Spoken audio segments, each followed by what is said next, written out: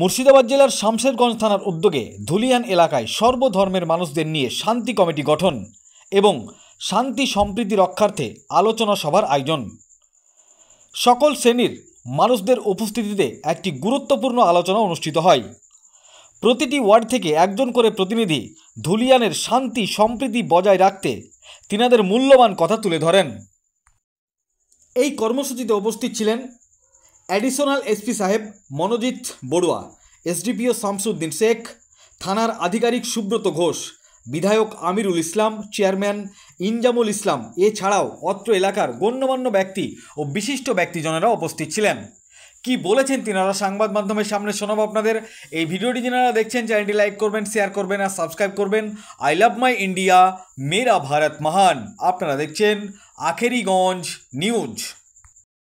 আমাদের মাননীয় মুখ্যমন্ত্রী যখন ধুলিয়ান এলাকাতে এসেছিলেন তখন আমাদের প্রতি নির্দেশ ছিল যে প্রত্যেকটা বুথ লেভেলে বিভিন্ন জায়গায় পিস কমিটি গঠন করা। সেই পিস কমিটি ধুলিয়ান পৌরসভার এলাকার অন্তর্গত সমস্ত ওয়ার্ডগুলো সেখানকার সমস্ত স্থানীয় বাসিন্দা, বুদ্ধি সম্পন্ন মানুষ, দায়িত্ববান নাগরিক সকলকে নিয়ে যে পিস কমিটি তৈরি করা হয়েছে তার এখানে বর্ধিত সমস্যা। স্যার, কারা কারা উপস্থিত ছিলেন আজকের এই বর্ধিত সভায়? এখানে সমস্ত ধুলিয়ান পৌরসভা তথা এই এলাকার সমস্ত জনপ্রতিনিধিবৃন্দ ছিলেন, দায়িত্ববান নাগরিক যারা ছিলেন, বিভিন্ন সম্প্রদায়ের মানুষ ছিলেন, আমাদের প্রশাসনিক যারা কর্মকর্তা ছিলেন সকলেই উপস্থিত ছিলেন।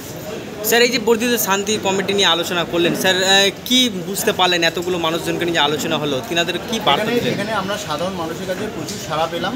সাধারণ মানুষ যারা রয়েছেন, যারা শুভ বুদ্ধি সম্পন্ন মানুষ রয়েছেন, তারা আমাদের যথেষ্ট সহযোগিতার মানসিকতা দেখলাম তাদের মধ্যে, এবং আশা করি ভবিষ্যতে তাদের সহযোগিতা পাব।